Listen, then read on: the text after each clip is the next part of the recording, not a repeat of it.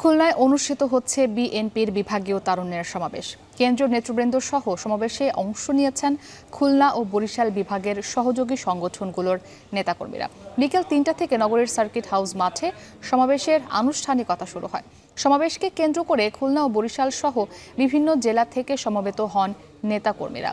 ছোট ছোট মিছিল নিয়ে বিভিন্ন স্লোগান দিয়ে সমাবেশে যোগ দেন তারা। শুরুতেই বক্তব্য রাখেন স্থানীয় সহ বিভাগীয় নেতৃবৃন্দ।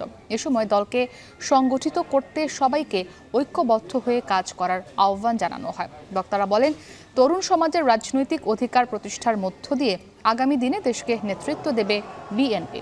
তারুণ্যের সমাবেশ ঘিরে উৎসবের নগরীতে পরিণত হয়েছে খুলনা।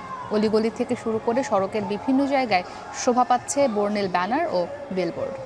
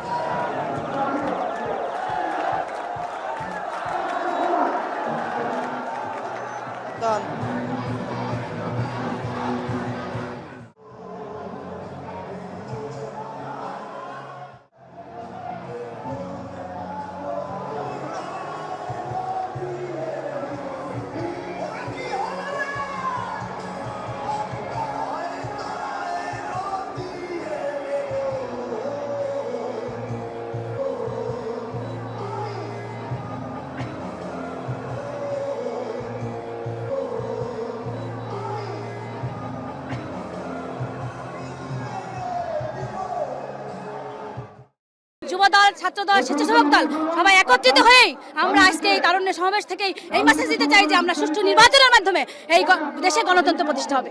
এখান থেকে আমরা তারুণ্যের যে অধিকার আছে সেই অধিকার প্রতিষ্ঠার আদায়ের শপথ এখান থেকে আমরা নিয়ে যেতে চাই।